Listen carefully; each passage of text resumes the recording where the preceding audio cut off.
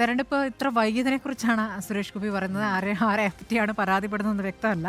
അതെ, പക്ഷേ ഇതിനകത്ത് കാണേണ്ട ഒരു കാര്യം, ഇവരുടെ ഒരു പ്രവർത്തന മണ്ഡലത്തിലേക്ക് ഈ 2 കൊല്ലംകാരെയാണ് നമ്മൾ കണ്ടത്. ഒന്ന് രാജ്മോഹൻ ഉണ്ണിത്താൻ, 2 സുരേഷ് ഗോപി. സുരേഷ് ഗോപി തിരുവനന്തപുരത്തും രാജ്മോഹൻ ഉണ്ണിത്താന് കൊല്ലത്തുമായിരുന്നു വോട്ടുണ്ടായിരുന്നത്. അവരുടെ രാഷ്ട്രീയ മണ്ഡലത്തിലേക്ക് യഥാക്രമം കാസർഗോഡും തൃശ്ശൂരേക്കും വോട്ട് മാറ്റിയിരിക്കുന്നു. അവർ രണ്ടുപേരും പറയുന്ന ഒരു പ്രധാനപ്പെട്ട കാര്യം എന്ന് പറയുന്നത് അവർക്ക് തന്നെ ഇതാദ്യമായിട്ട് അവർക്ക് വോട്ട് ചെയ്യാൻ സാധിച്ചു എന്നുള്ളതാണ്. ഇടത് നേതാക്കളുടെ കൂടുതൽ പ്രതികരണങ്ങൾ വരേണ്ടതുണ്ട്. ഇതിപ്പോൾ ഹൈബി ഈഡൻ പ്രതികരിച്ചത് സംസ്ഥാനത്ത് സർക്കാർ വിരുദ്ധ തരംഗം ഉണ്ട് എന്നാണ്. നേരത്തെ ഷാഫി പറമ്പിൽ പ്രതികരിച്ചു. അതോടൊപ്പം തന്നെ VD സതീശൻ പ്രതികരിച്ചു. 20-20 നേടുമെന്നാണ് പറയുന്നത്. PK കുഞ്ഞാലിക്കുട്ടി പറയുന്നത് മലപ്പുറത്ത് 2 ലക്ഷത്തിനപ്പുറം ഭൂരിപക്ഷം ഉയരും എന്നുള്ളതാണ്. അപ്പോൾ വലിയ അവകാശവാദം, വലിയ ആത്മവിശ്വാസം നേതാക്കൾ പ്രകടിപ്പിച്ചുകൊണ്ടിരിക്കുകയാണ്. തോമസ് ചാഴിക്കാടൻ ഇപ്പോൾ വോട്ട് രേഖപ്പെടുത്താനെത്തുന്നു. കോട്ടയത്തെ LDF സ്ഥാനാർത്ഥി, ഇന്ത്യ മുന്നണിയുടെ സ്ഥാനാർത്ഥി എന്നാണ് അദ്ദേഹം അവകാശപ്പെടുന്നത്. ശരിയാണ്, ഇന്ത്യ മുന്നണിയിലെ കോൺസ്റ്റിറ്റ്യൂന്റ് ആണ്. സ്വാഭാവികമായും അങ്ങനെ ഒരു അവകാശവാദം ഉന്നയിക്കാൻ കഴിയും. ഏതായാലും ഇന്ത്യ മുന്നണി പക്ഷേ അതിന് നേതൃത്വം നൽകുന്ന കോൺഗ്രസിൻ്റെ ഘടകകക്ഷിയായിട്ടുള്ള കേരള കോൺഗ്രസ് ജോസഫ് വിഭാഗം നേതാവാണ് എതിരാളി എന്നുള്ളതുകൊണ്ടാണ് അത് ശ്രദ്ധേയമായി തീർന്നത് എന്നുള്ളതാണ്. നമുക്ക് G കൃഷ്ണകുമാർ ക്യൂവിൽ നിൽക്കുന്നത് കാണാം. അദ്ദേഹം തിരുവനന്തപുരത്തായിരിക്കും സ്വാഭാവികമായും വോട്ട് ചെയ്യുന്നത്. അദ്ദേഹത്തിൻ്റെ വീട് തിരുവനന്തപുരത്താണ്. അദ്ദേഹം പക്ഷേ കൊല്ലത്തെ ലോക്സഭാ സ്ഥാനാർത്ഥിയാണ്. അവസാന ഘട്ടത്തിലാണ് G കൃഷ്ണകുമാറിനെ NDA സ്ഥാനാർത്ഥിയായി കൊല്ലത്ത് നിശ്ചയിച്ചത്. അദ്ദേഹത്തിന് വോട്ട് മാറ്റാൻ എന്തായാലും സമയം കിട്ടിയിട്ടുണ്ടാവില്ല. അദ്ദേഹത്തിന് കണ്ണിന് പരിക്കേറ്റിരുന്നു. കണ്ണിൻ്റെ പ്ലാസ്റ്റർ ഇതുവരെ നീക്കിയിട്ടില്ല. NK പ്രേമചന്ദ്രനും കുടുംബാംഗങ്ങളും വോട്ട് രേഖപ്പെടുത്തി കഴിഞ്ഞു എന്നാണ് കരുതേണ്ടത്.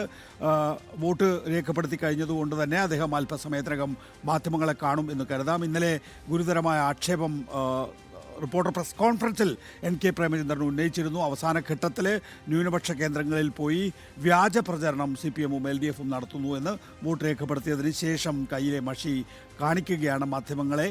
കുടുംബാംഗങ്ങളും ഒപ്പമുണ്ട് എന്ന് നമുക്ക് ദൃശ്യങ്ങളിലൂടെ കാണാവുന്നതാണ്. ഇതിനകം തന്നെ UDF-ന്റെ പ്രമുഖ നേതാക്കൾ, പ്രതിപക്ഷ നേതാവ് VD സതീശൻ, മുസ്ലിം ലീഗ് സംസ്ഥാന അധ്യക്ഷൻ സാദിഖ് അലി തങ്ങൾ, അഖിലേന്ത്യാ general secretary PK Kunhalikutty, Panakkad മറ്റ് കുടുംബാംഗങ്ങൾ, അതുപോലെ തന്നെ ഇപ്പോൾ NDA-യുടെ തൃശ്ശൂർ സ്ഥാനാർത്ഥി സുരേഷ് ഗോപി, NK പ്രേമചന്ദ്രൻ RSPയുടെ ലോക്സഭാ സ്ഥാനാർത്ഥി തുടങ്ങിയവരെല്ലാം തന്നെയും വോട്ട് രേഖപ്പെടുത്തി പുറത്തേക്ക് എത്തിക്കഴിഞ്ഞിരിക്കുന്നു. ഡോക്ടർ TM തോമസ് ഐസക്കും ഒപ്പം തന്നെ EP ജയരാജനും വോട്ട് രേഖപ്പെടുത്താൻ ക്യൂവിൽ നിൽക്കുന്നതും മാധ്യമങ്ങളോട് സംസാരിക്കുന്നതും കാണാവുന്നതാണ്. തോമസ് ചാഴിക്കാടൻ ഇപ്പോൾ ക്യൂവിൽ എത്തിക്കഴിഞ്ഞിരിക്കുന്നു. കോട്ടയം ലോക്സഭാ മണ്ഡലത്തിലെ സ്ഥാനാർത്ഥിയാണ് തോമസ് ചാഴിക്കാടൻ എന്നുള്ളതും നമുക്ക് അറിയാവുന്നതാണ്. ഇതിനിടയ്ക്ക് പലയിടത്തും ഈ വോട്ടിംഗ് മെഷീൻ തകരാറുകൾ റിപ്പോർട്ട് ചെയ്യപ്പെടുന്നുണ്ട്. കണ്ണൂർ ഇരിക്കൂറിൽ 2 ഇടത്ത് വോട്ടിംഗ് മെഷീൻ തകരാറിലായിരിക്കുന്നു. താൽക്കാലികമായി ഇവിടെ വോട്ടിംഗ് നിർത്തിവച്ചിരിക്കുകയാണ്. Alakode Ramavarma Raja Vidyaniketan UP school, Arangam, Madampam Maryland high school എന്നിവിടങ്ങളിലാണ് വോട്ടിംഗ് നിർത്തിവച്ചിരിക്കുന്നത്. ഇരിക്കൂർ മണ്ഡലത്തിലെ 21, 108 ബൂത്തുകളിലാണ് യന്ത്രം തകരാറിലായിരിക്കുന്നത്. EP ജയരാജൻ വോട്ട് രേഖപ്പെടുത്തുന്നതിന് വേണ്ടിയുള്ള നടപടിക്രമങ്ങളിലേക്ക് കടക്കുന്നു. നമുക്കിപ്പോൾ ദൃശ്യങ്ങളിലൂടെ കാണാവുന്നത് പോലെ തന്നെ വിവിധങ്ങളായിട്ടുള്ള ബൂത്തുകളിൽ വലിയ നിലയിലുള്ള ക്യൂ രൂപപ്പെട്ട് കഴിഞ്ഞിരിക്കുന്നു.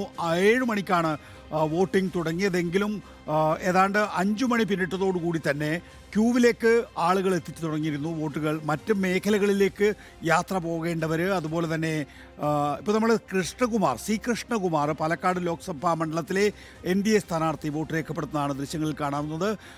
നമുക്ക് 7 മണിക്കാണ് വോട്ട് രേഖപ്പെടുത്താനുള്ള സമയമെങ്കിലും അതിനു മുമ്പ് തന്നെ, വളരെ മുമ്പ് തന്നെ ആളുകൾ ക്യൂവിലൂടെ തന്നെ ക്യൂ രൂപപ്പെടുത്തി വോട്ടിന് തയ്യാറെടുത്ത് കഴിഞ്ഞിരിക്കുന്നു. അത്രയും ആവേശകരമായിട്ടുള്ള അനുഭവമാണ് ഇന്ത്യയുടെ ജനാധിപത്യം എന്നുള്ളത്. നമ്മുടെ വോട്ടുത്സവം എന്നുള്ളത് വലിയ ചൂട് ഒരുപക്ഷെ ഉച്ചയോടുകൂടിയെങ്കിലും ഉണ്ടായേക്കുമെങ്കിൽ തന്നെയും രാവിലെ അതൊക്കെ അവഗണിക്കാൻ വേണ്ടിയോ അല്ലെങ്കിൽ അതൊക്കെ ഒഴിവാക്കുന്നതിന് വേണ്ടിയോ ആണ് രാവിലെ ആളുകൾ വോട്ടിംഗ് സമയം അരമണിക്കൂറിനൊക്കെ എത്തുകയാണ്.